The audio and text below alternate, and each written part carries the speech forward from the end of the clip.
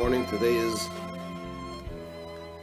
Thursday, Yud Ches Menachem of Tavshin Ayin Dalet. We are in Teres Menachem Sefer Mamar Tavshin Yud Aleph, Tavshin Yud Beis, and the Maimer of the second day of Shavuos Tavshin Yud Beis, Shehikdimu, and we are on page Shintes at the beginning of the paragraph towards the bottom of the page. Vihine. The Rebbe explained here in the last chapter, in last ois, that generally speaking, within the usual course of things, within Seder Shtalshalos, we can only reach the infinite light. Even in the levels of Igulim, we can only reach the levels of the infinite light which the Tzimtzum touched. Right? However, through Avodah, that's what the Rebbe begins to explain in chapter 7. Through Avodah, through the Nefesh Elokis interacting, the godly soul interacting with the Nefesh Habamis, the animal soul, we reach the Ein Sof Sheloi Naga B'Yei Tzimtzum, the infinite light which the Tzimtzum hasn't touched. And the Rebbe explained that the Nefesh Elokis affects the Nefesh Habamis, the godly soul affects the animal soul with the idea of Mesiras Nefesh, as the Rebbe so beautifully explains in the Ois. And through, in order to, and when it touches, when it affects the Nefesh Habamis, it causes the idea of Mesiras Nefesh in the Nefesh Habamis, and in turn that causes the inyan of Mesiras Nefesh in the godly soul, right? In the Nefesh Elokis. That's what the Rebbe explained in chapter 7. Now here the Rebbe, in the second part of chapter 7, the Rebbe is going to explain by which power does the Nefesh Elokis have the ability to actually affect the Nefesh Habamis? And the Rebbe is going to explain that there would seem to be a little problem with this, and he's going to give a solution. So let's see what the Rebbe says. Now this service, this work, that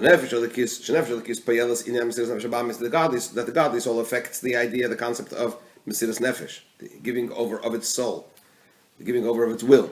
Whose will? The Nefesh Habamis' will. To whom? To Hashem.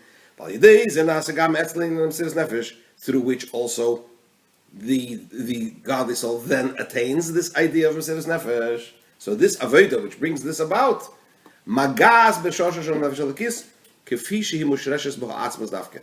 This reaches to the source of the godly soul. Which source? The original source, as it is rooted within the very essence of Hashem specifically. Why? What's the concept? What's the idea? It is known. Where does the Nefesh Elokis come from? From Elam HaTikun, from the world of order, which is what? Generally, Atzilus, right? The Nefesh Habamis, Elam HaToyu. Shekodem HaTikun. Where does the Nefesh Habamis come from? The Nefesh Habamis is from the world of chaos, Elam HaToyu, which is what? Which precedes Elam HaTikun. Which means, in other words, that the Nefesh Habamis is from a world, from a realm, which is higher than the realm from which the Nefesh Elokis comes. So how does the Nefesh Elokis have the ability to influence the animal soul? How could the godly soul influence the animal soul if the animal soul comes from a realm which is higher than the realm from which the godly soul comes? It would seem that the animal soul is stronger than the godly soul. Therefore, says the Rebbe, because of this problem, the power, the strength that the godly soul has in order to refine the animal soul, it's not from the level of revelations of godliness, where indeed chaos comes before order. Rather, this power to work with the Nefesh Habamis and to influence comes, for that purpose, the godly soul taps in to Atzmos, the very essence of Hashem. Hainu, what does that mean? Doesn't only tap into a level, to an aspect of godliness which is higher than Toyu, the immediate source of the animal soul. which would be what? Shesham Toyu v'Tikun Shavim. There's a level of godliness where Toyu and Tikun are equal, right? You know the famous the famous pasuk in Malachi, which the Rebbe is going to quote in a minute. Haleoch Esav Yaakov, behold, though Esav and Yaakov are brothers, v'oyeves Yaakov is Esav Sanesi, and I love Yaakov and I despise Esav. So, which means to say that there's a level where Yaakov and Esav are equal, and nevertheless, Hashem chooses whom? Yaakov. So there is a level which is high. So you have like this. You have Toyu and Tikkun in say the Shtalshalus, in the order of things, in the chain order of things. You have Toyu and Tikkun, and Toyu is higher than Tikkun, which would mean that the Nefesh Habamis is rooted in a realm which is higher than Nefesh Elokis. Then you have a higher level where Toyu and Tikkun are equal, which means that the Nefesh Elokis and Nefesh Habamis are equal. And then you have even a higher level, V'oheves Yaakov, where Hashem says, I love Jacob, which means what? That the godly soul is higher than the animal soul. So where is this? So the first one is where, in Seder Shtashel, Toyu comes before Tikkun. So Nefesh Habamis is stronger than Nefesh Elokis. You go a little higher, then the Nefesh Habamis and Nefesh Elokis are equal, and still that's not enough for the Nefesh Elokis to be able to influence the Nefesh Habamis and to refine it. Why? Because Nefesh Habamis is at least as strong as the Nefesh Elokis. From that point of view. So far as that level of godliness is concerned. So in order for the Nefesh Elokis to have the power and strength to influence the Nefesh Habamis, it's got to tap into a level which is even beyond that. Even a level which is beyond where the Nefesh Elokis and the Nefesh Habamis are equal, which is what? The level of where it's V'oheves Yaakov, where Hashem says, I love Jacob, which is where? Higher than the level of godliness where Toyu and Tikkun are equal, where Esav and Yaakov are equal. So El Mabchina, he has to reach into Shabbat Nemar, the level concerning which it says, V'oheves Yaakov Dafka. And Hashem says, I love Jacob specifically, which is what the godly soul. To translate this pasuk in the vernacular of Chassidus, we're talking about a level where the godly soul is rooted within the very essence of Hashem. Kemaimer, as the very famous Maimer Chazal, saying of our sages from the Medrash, B'min Nimlach, when Hashem came to create the world, He consulted with whom? B'nish Mesayim. V'yesh Girsa b'nafsh Yisayim shel tzadikim. He consulted with the souls of the righteous. And the souls is either referred to as Nish Mesayim, or according to another edition, it says Nafsh Yisayim. Right? But what's the point? When you consult with someone. So in other words, Hashem, Kaviochel, consulted with the Neshamas whether to create the world. The Inyan HaMlachahu, Taf of Shin, Yud, B'madrege Shalamayim Naratzim. When you say that Hashem consulted with Neshamas concerning the creation of the world, it means like this. To create the world, Hashem needed to have a desire to create the world. So when you say I'm consulting with someone whether or not I should do something, it means I'm not sure whether I want it. Right? So in other words, when he says that means you're talking about a level which is higher than Hashem's desire to create worlds. Huh?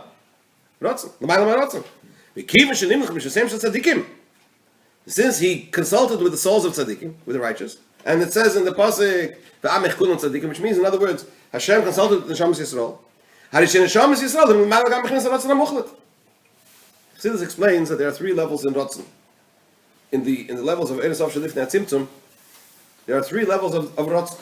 There's what's called, the lowest one is Ratzon Hagoli, the revealed Ratzon, the revealed desire. Then there's what's called Ratzon HaKodum, the preceding desire, if you will. And then you have what's called Ratzon HaMuchlat, the decided Ratzon. It's almost like an innate desire. So what he's saying over here is, without going into the details of which levels of Ratzon correspond to which levels of Ein Sof and why, let's take that as read. The highest level of Ratzon, Kedem HaTzimtzum, is Ratzon HaMuchlat. Before this Tzimtzum is this Ratzon HaMuchlat, this decided Ratzon, this essential, non-negotiable will, if you want, right?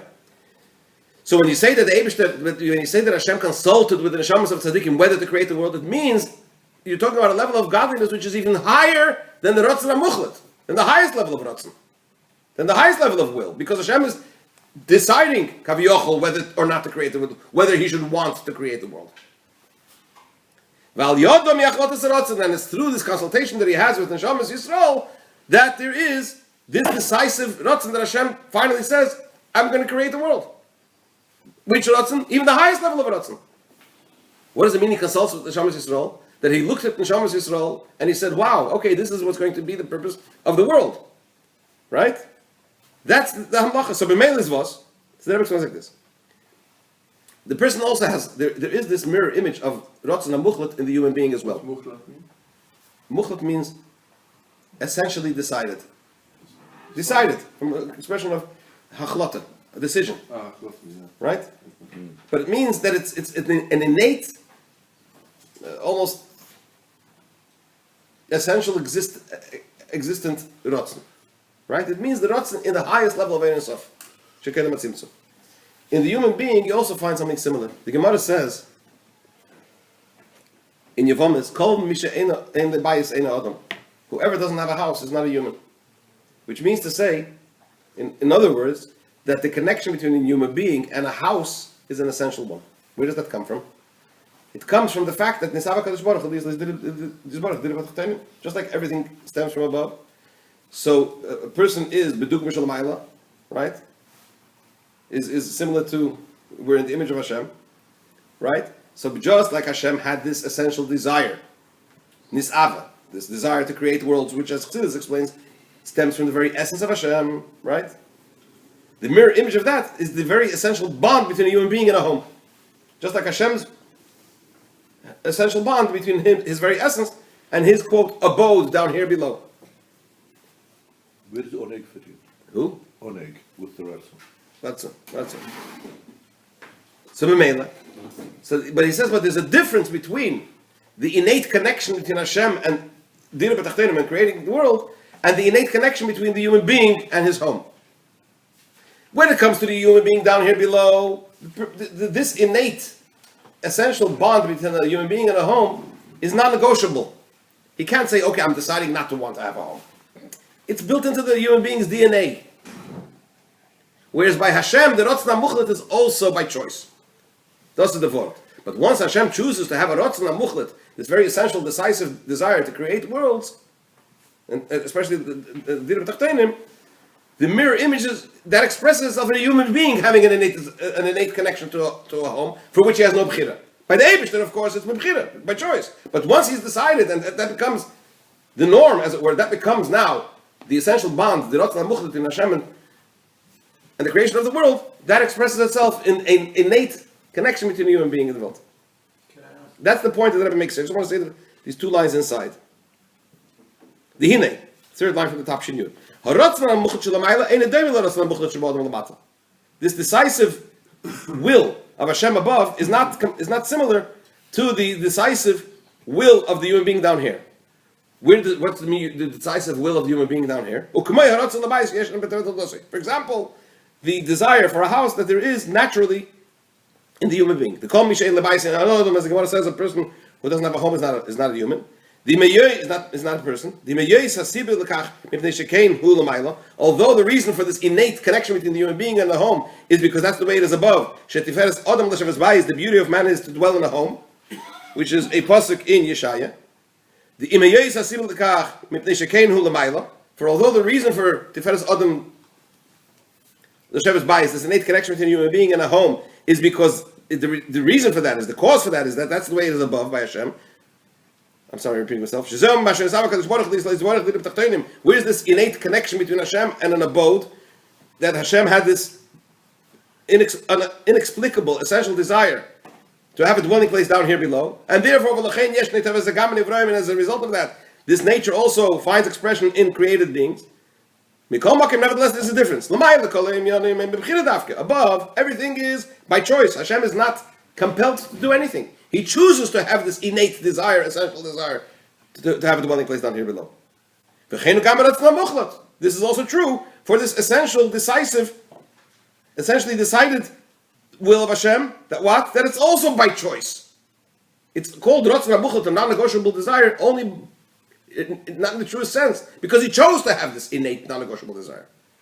And how does that essential, decisive desire come about? That's the point that I was trying to make. Why does it need consultation? If it's innate, so what's the idea of consulting with the Neshamas of Tzaddikim? Because that itself that comes about through the consultation with Tzaddikim. He consults with Tzaddikim whether or not to create worlds, and therefore he consults, in other words, with Tzaddikim whether or not to have this innate, essential desire to have this desire to create the world. This is the point, the punchline, which we'll continue tomorrow, that it's in this level of godliness, in this aspect of Ein Sof, that the Aveda, the work that the Nefesh Elokis does with the Nefesh Abamis, reaches all the way to this level. And it's by tapping into this level, the very highest level of Ein Sof, or what he calls Atmos Ein Sof, that the Nefesh Elokis, the godly soul, has the power and ability to be able to influence Nefesh Abamis and to affect it. Continue Mitzvah tomorrow. What do you want to ask? When you said it first, you only consult somebody if you're not sure. First, you said what sure. Obviously, I said it's sure. So that's what he explains. That's the word. It's not pshat that he's... So it's not consulting, it's informing. Yeah? It's because... This is my decision. No. The decision comes as a result of the fact that he looked at Neshamas Yisrael and he said, okay, they're going to do Aveda down here, Lamata, to refine the godly soul and therefore the world, and therefore bring my presence into this world. And it's because of that I make a decision to create the world. It's not informing. His desire is a result of him visualizing, foreseeing, if you will, this phenomenon of Neshamas Yisrael doing this Aveda.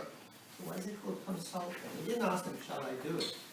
First of all, it does say. First of all, in the Torah it says that he did ask. Nasa Adam Tzamei Lekim saying before he says plural. That when he came, he brought. Rashi says that he brought the heavenly court and he said, "Should we?" What's the pshat? It's a borrowed term. It's the narrative behind the narrative. When you say consult, it means that it's on the basis of that consultation that you're taking those steps. So, in other words, why did Hashem create the world? Why did Hashem create the Nefesh Abamis? Because of the Nefesh Elokis, because the godly soul will work with it. That's the idea of the B'minim Lach. It's like a metaphor kind of.